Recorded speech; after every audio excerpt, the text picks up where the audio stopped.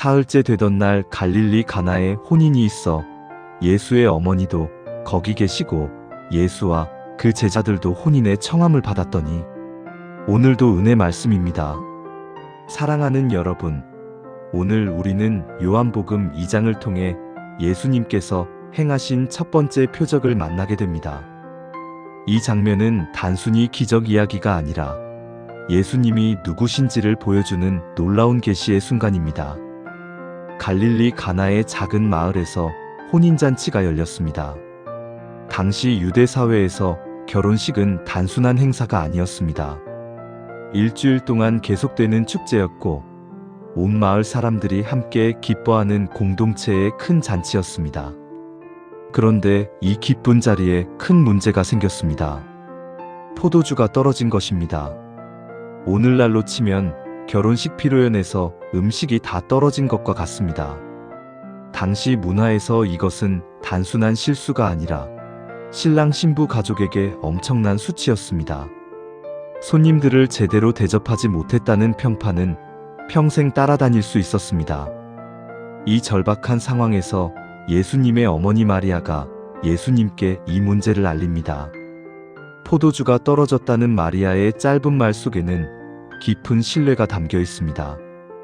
그녀는 해결책을 제시하지 않았습니다. 단지 문제를 예수님께 가져왔을 뿐입니다. 이것이 바로 우리가 기도할 때 가져야 할 태도입니다. 우리는 하나님께 해결 방법을 지시할 필요가 없습니다. 다만 우리의 필요와 문제를 그분께 가져가기만 하면 됩니다. 예수님은 여자여 나와 무슨 상관이 있나이까? 내 때가 아직 이르지 못하였나이다 라고 대답하십니다. 이 말씀이 처음에는 냉정하게 들릴 수 있지만 실제로는 그렇지 않습니다. 여자여라는 표현은 당시 존경의 표현이었고 예수님은 단지 자신의 사역이 하나님의 시간표에 따라 진행되어야 함을 말씀하신 것입니다. 그런데 놀라운 것은 마리아의 반응입니다. 그녀는 하인들에게 그가 시키는 대로 하라고 말합니다. 이 말 속에는 예수님에 대한 완전한 신뢰가 담겨 있습니다. 비록 예수님이 어떻게 하실지 모르지만 그분의 지시를 따르기만 하면 된다는 확신이었습니다. 예수님은 유대인의 정결 예식에 사용하는 도랑아리 6개에 물을 채우라고 명하십니다. 각 항아리에는 2-3통씩 들어갔는데 한 통이 약 40리터였으니 항아리 하나에 80-120리터, 6개 합치면 약 600리터가 넘는 엄청난 양이었습니다. 하인들은 이 무거운 항아리에 물을 가득 채웠습니다. 여기서 우리가 주목해야 할 것은 하인들의 순종입니다. 그들은 이해하지 못했을 것입니다. 포도주가 필요한데 왜 물을 채우라고 하시는지, 그것도 정결 예식용 항아리의 말입니다. 하지만 그들은 질문하지 않고 순종했습니다. 이것이 바로 믿음의 순종입니다.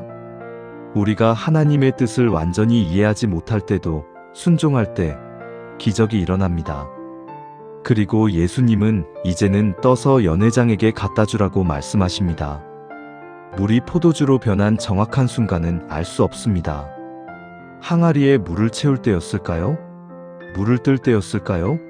아니면 연회장에게 가져가는 중이었을까요? 성경은 그 순간을 기록하지 않았습니다.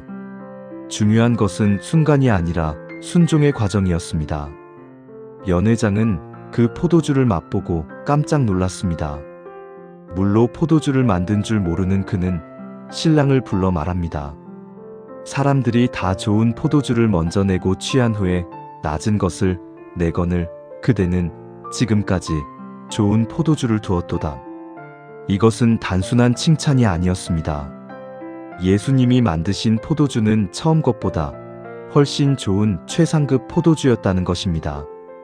이 이야기가 우리에게 주는 영적 교훈은 무엇일까요? 하나님이 주시는 것은 항상 최고입니다. 세상은 처음에는 좋은 것을 주지만 나중에는 그보다 못한 것을 줍니다.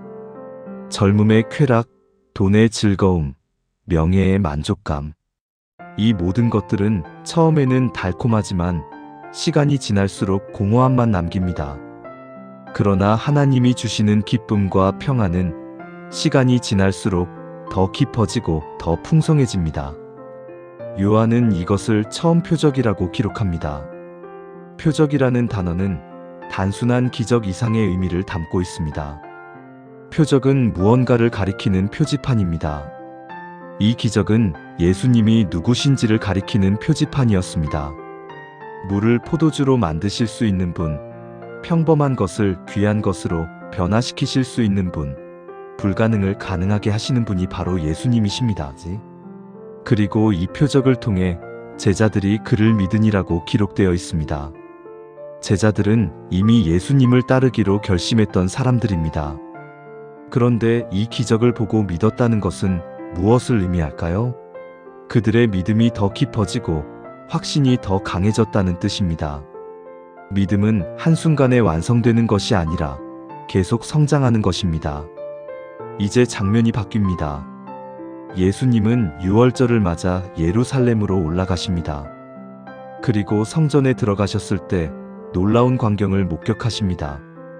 하나님께 예배드려야 할 거룩한 성전이 장사하는 곳이 되어 있었습니다.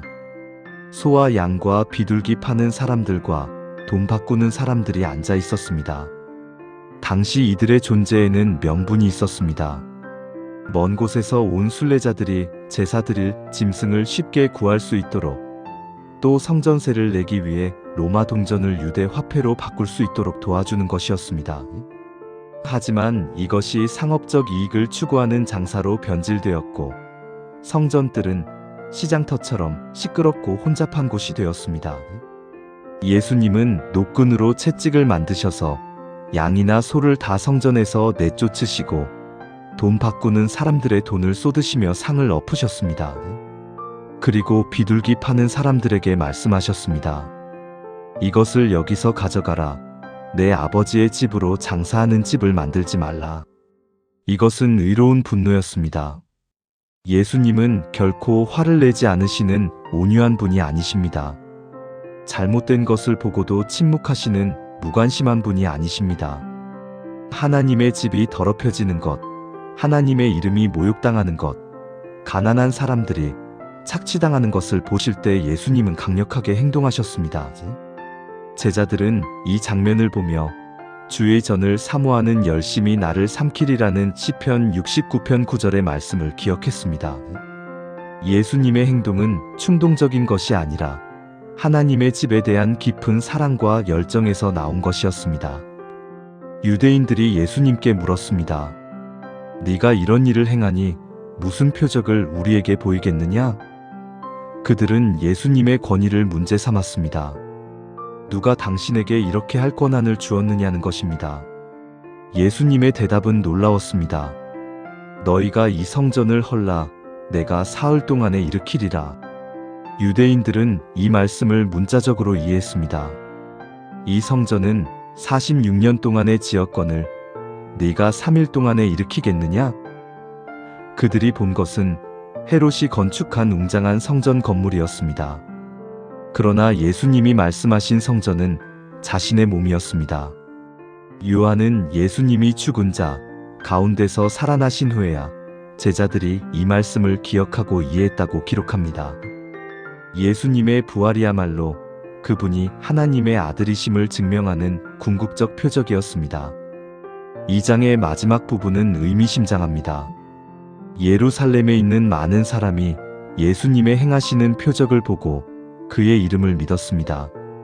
하지만 예수님은 그들을 신뢰하지 않으셨습니다. 왜일까요? 예수님은 사람의 마음을 아셨기 때문입니다. 그들의 믿음은 표적을 보고 생긴 호기심 수준이었고 진정한 헌신이 아니었습니다. 이것은 오늘날 우리에게도 중요한 교훈입니다. 많은 사람들이 기적을 구합니다. 병이 낫기를, 문제가 해결되기를, 축복을 받기를 원합니다. 그러나 예수님이 원하시는 것은 표적 때문이 아니라 그분 자체를 사랑하는 믿음입니다. 기적보다 기적을 행하시는 주님을, 축복보다 축복의 근원이신 하나님을 사모하는 마음입니다. 사랑하는 여러분, 요한복음 2장은 우리에게 예수님이 누구신지를 분명히 보여줍니다. 그분은 물을 포도주로 만드시는 창조주이십니다. 우리의 평범한 삶을 귀한 삶으로 변화시키실 수 있는 분이십니다. 그분은 하나님의 집을 사랑하시는 열정적인 분이십니다. 형식적이고 위선적인 신앙을 용납하지 않으시는 분이십니다. 그분은 부활의 능력을 가지신 생명의 주인이십니다. 오늘 우리에게 필요한 것은 가나의 하인들과 같은 순종입니다. 이해되지 않아도 주님의 말씀에 순종할 때 기적이 일어납니다. 우리에게 필요한 것은 마리아와 같은 신뢰입니다. 우리의 문제를 주님께 가져가고 그분의 방법을 기대하는 믿음입니다. 또한 우리는 우리의 마음 성전을 점검해야 합니다. 혹시 우리의 마음에 하나님보다 더 중요한 것들이 자리 잡고 있지는 않습니까? 세상적 욕심, 물질적 탐욕, 명예에 대한 집착이 하나님의 자리를 차지하고 있지는 않습니까? 예수님은 오늘도 우리 마음의 성전을 깨끗하게 하기 원하십니다. 진정한 믿음은 표적을 보고 생기는 것이 아니라 예수님 자신을 만나는 것입니다. 기적을 경험하는 것도 좋지만 기적을 행하시는 주님을 아는 것이 더 중요합니다. 축복을 받는 것도 감사하지만 축복의 근원이신 하나님과 동행하는 것이 더 귀합니다. 오늘도 주님은 우리에게 말씀하십니다. 그가 시키는 대로 하라. 이해가 되든 안 되든 순종하십시오. 주님의 방법이 보이지 않아도 신뢰하십시오. 그러면 주님은 우리의 삶에서 최고의 포도주를 만드실 것입니다. 우리의 평범함을 특별함으로, 우리의 연약함을 강함으로, 우리의 슬픔을 기쁨으로 변화시키실 것입니다. 이 채널이 도움이 되셨다면 구독과 좋아요 부탁드립니다. 다음 시간에는 요한복음 3장에서 니고데모와 예수님의 대화를 통해 거듭남의 비밀을 함께 나누겠습니다. 하나님의 은혜가 여러분과 함께 하시기를 축복합니다.